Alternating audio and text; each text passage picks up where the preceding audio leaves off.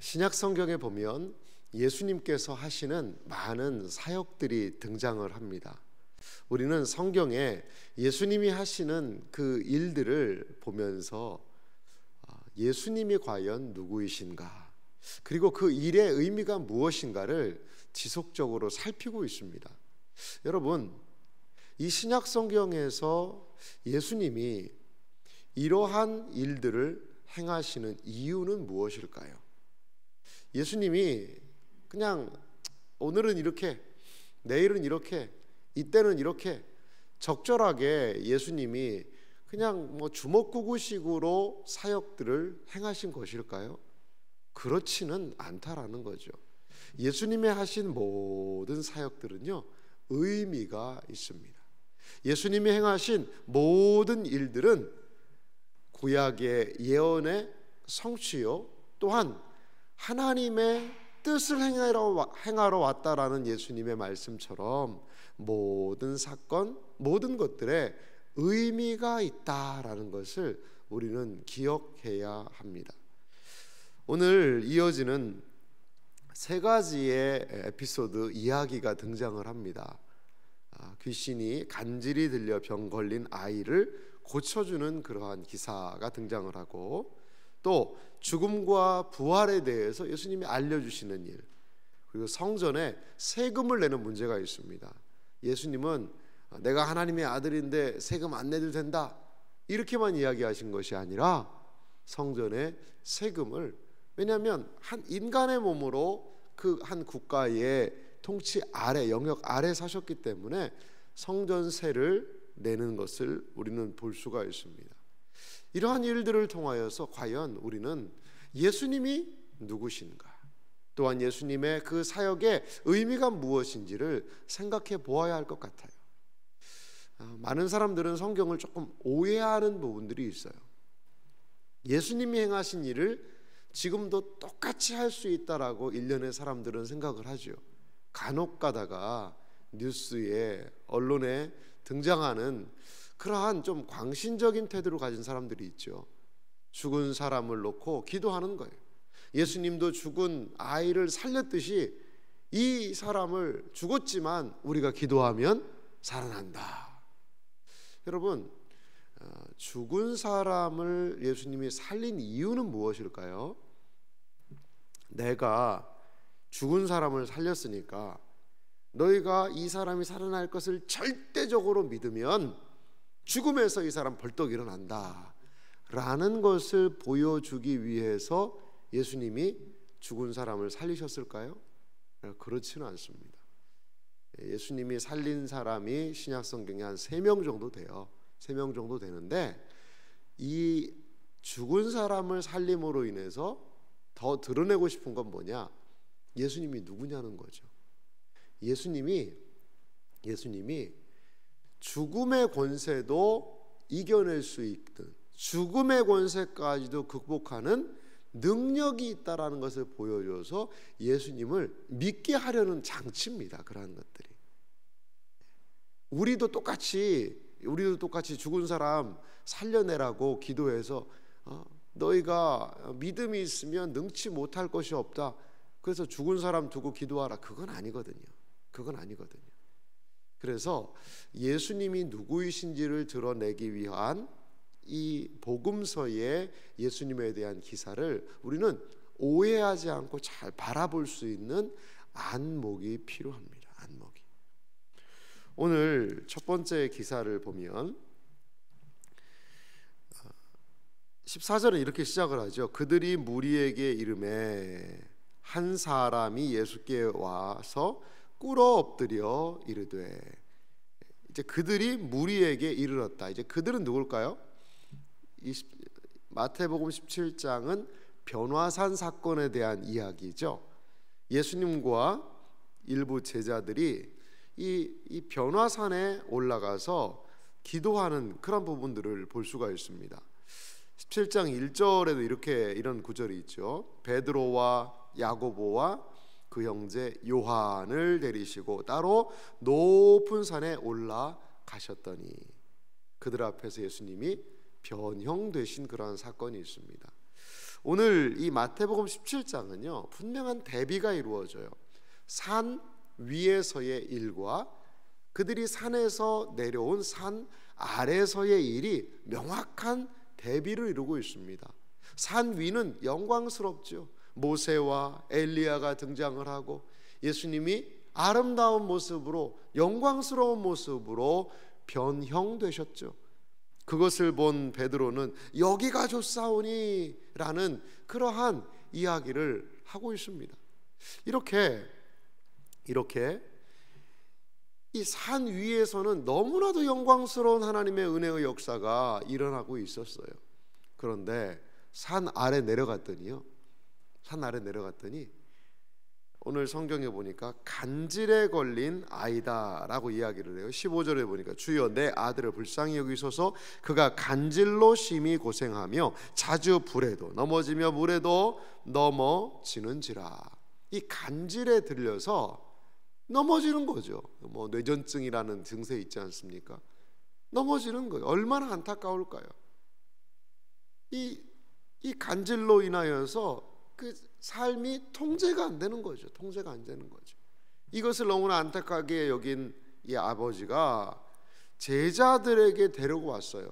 그런데 이 산 아래에 있던 9명의 제자들이 이걸 고치지를 못하는 거죠. 이게 안 되는 거예요. 이미 앞에 성경에서는 예수님이 제자들과 더불어서 70명을 둘씩 보낼 때 그들이 기도하면 병자가 낫고요, 놀라운 일들이 일어났어요. 여러분, 근데 제자들이 2명도 아니고 9명이나 모여 있잖아요. 그러면 못할 게 뭐가 있겠어요? 야, 우리 이 환자 한번 고쳐주자. 그러고서는 제자들이 달려들어서 기도를 하고 무엇인가를 했겠죠. 근데요, 안 되는 겁니다. 안 되는 겁니다. 그러자요, 예수님이요 좀 심한 말씀하세요. 17절 말씀 보실래요?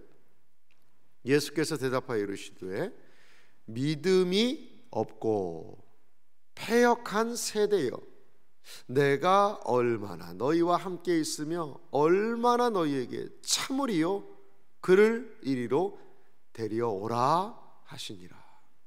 이것은요 더블 타켓이 있습니다. 2가지의 타켓이 있어요. 무엇이냐? 1차적으로는 제자들이겠죠. 근데 또 2차적으로는요 거기에 모인 무리들, 세대여라는 말을 통해서 볼 때 이렇게 되는 거죠.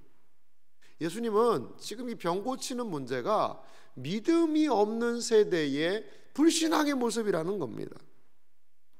여러분, 제자들은 예수님이 함께 하실 때는 예수님의 능력과 더불어서 이런 모든 것들을 했지만 예수님이 부재하신 상황, 예수님이 안 계시니까요 이게 안 되는 거죠.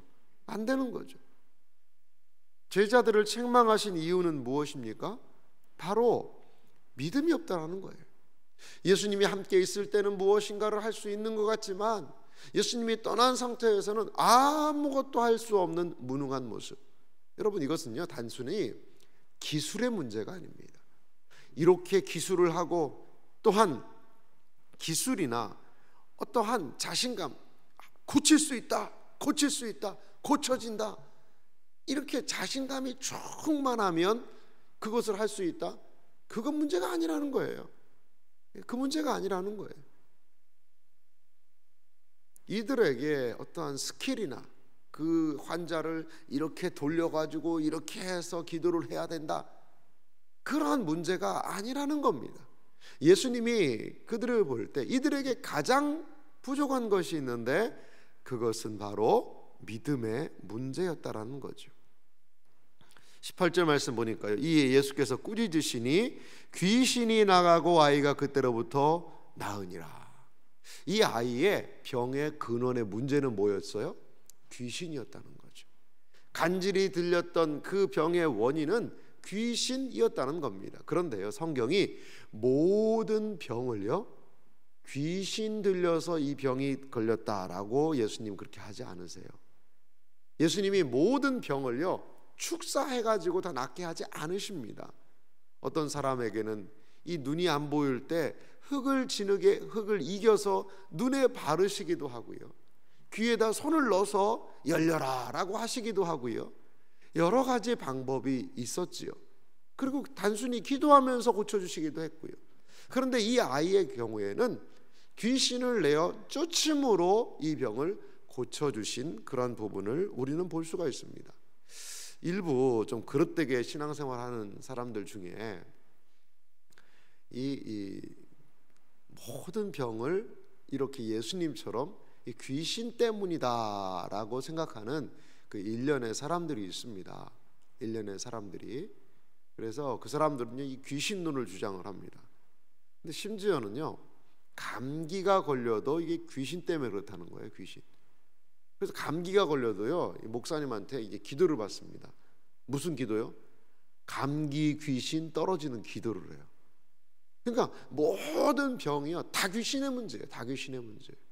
그래서 그런 귀신론을 좀 그릇되게 주장을 하는 그런 사람들이 있는데요, 그거 잘못된 겁니다. 성경도 예수님도 잘못 오해한 거죠. 잘못 오해한 거예요. 여러분, 귀신이 우리의 몸을 아프게 할 수도 있죠. 하지만요, 우리의 시대는 병원에 가서 고칠 수 있는 그러한 질병이 더 많아요. 더 많아요. 아프면요, 그 기도받아서 낫을 생각보다도 먼저는 병원 가서 진료를 받아야 됩니다. 물론 같이 기도도 해야죠. 기도하면서도 하나님께 은혜를 구해야 돼요. 그런데 아프면 병원에 가야 합니다. 그것이 하나님께서 우리의 이 세상의 일반 은총의 영역에서 또한 주신 하나님의 섭리의 모습이기도 하다라는 거예요. 하지만 우리 신자들은 또 뭐도 믿어요? 의사의 손만 믿지 않잖아요. 하나님이 그 손을 통해서 역사하실 것을 믿지 않습니까? 이렇게 우리의 삶에 분명한 균형은 필요하다라는 거죠. 여러분, 이때 이제 예수님의 제자들이 조용히 19절에 보니까 예수님께 나와서 물어봐요. 예수님, 우리는 어찌하여 쫓아내지 못했을까요? 우리가 왜 귀신을 쫓아내지 못했을까? 옛날에는 잘 됐는데 오늘은 우리가 9명이나 모여서 이렇게 했는데 그 왜 안 됐을까요, 예수님? 궁금한 거죠. 그러자 20절에 예수님이 매우 중요한 말씀을 이렇게 하세요. 이르시되 너희 믿음이 작은 까닭이라. 예수님은 이들이 그 일을 행하지 못한 것을 무엇이라고 얘기하느냐?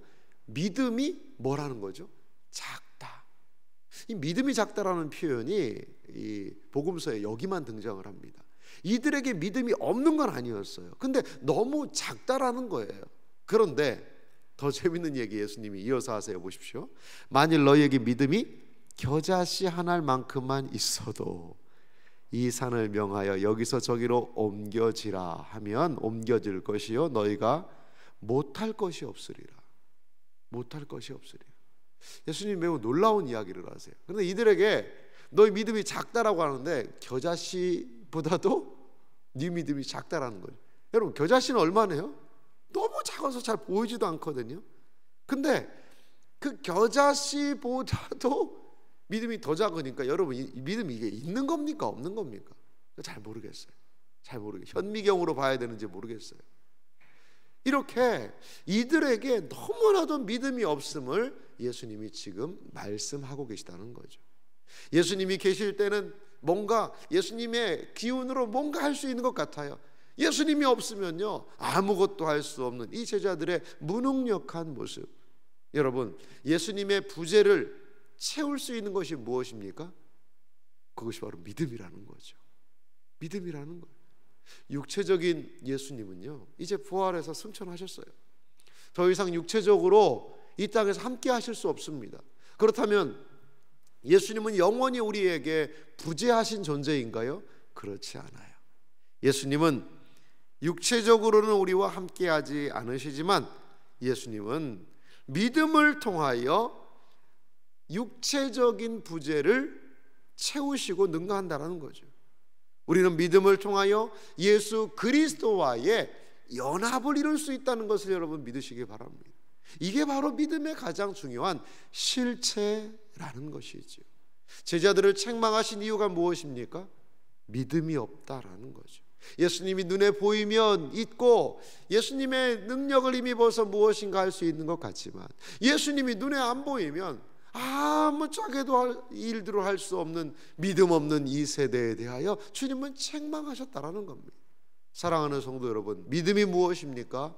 주님과 하나됨, 주님의 은혜를 경험할 수 있는 것이 여러분 믿음이라는 것을 여러분 기억하시기 바랍니다. 믿음의 대상은 예수님이세요. 우리는 예수님을 믿습니다. 사도신경을 통하여 우리는 예배 드릴 때마다 고백하죠. 우리가 무엇을 믿습니까? 예수님에 대한 그 수많은 신앙 고백을 통하여 그 예수님의 놀라운 은혜가 우리에게 있음을 믿는 것, 이것이 우리의 믿음의 실체라는 거죠. 믿음 생활하는 것이 참 어렵기도 한 부분이 분명히 있어요. 하지만 여러분, 믿음 생활은 단순하게 몇 가지의 기술을 익혀서 하는 그런 게 아니에요. 믿음 생활은 자신감으로, 그래 내가 이거 하니까 될 거다 될 거다 될 거다, 거울 보면서 그냥 뭐 몇 마디 외친다고 되는 것이 믿음 생활은 아니에요. 믿음 생활은 무엇입니까? 실체는 무엇이죠? 우리의 신앙생활의 실체는 믿음의 주요 온전케 하시는 이인 예수님을 믿는 겁니다. 예수님을 바라보는 것입니다. 예수님을 신뢰하고 의지하는 것입니다. 오늘 이 새벽에 우리가 이 자리에 나온 이유는 무엇입니까? 이것도 잘 되고 저것도 잘 되고 이것도 풀어주십시오 라고 단순히 기도하는 것이 아니라 잠잠히 내가 누구를 믿고 있는 사람인가, 내가 믿는 분이 누구신가, 그리고 내가 그분을 어떻게 더 나의 일상에서 믿고 의지하며 주인님으로 섬길 것인가를 이 새벽에 기도하는 자리 아니겠어요? 사랑하는 성도 여러분, 우리 예수님은 우리의 마음에 지금도 살아 역사하시는 분임을 믿으시기 바랍니다. 제자들은 예수님의 부재로 무능력을 경험했어요. 하지만 우리 신자들은 예수님의 우리와 함께 하신다는 그 믿음을 통하여 우리에게 주어진 모든 것들을 넉넉하게 감당하게 될 줄 여러분 믿습니다. 오늘 하루 주어진 일들 믿음으로 구하십시오. 주님이 우리와 함께 하심을 기억하며 기도함으로 모든 상황을 넉넉히 감당하는 복된 은혜가 있으시기를 주님의 이름으로 축원합니다.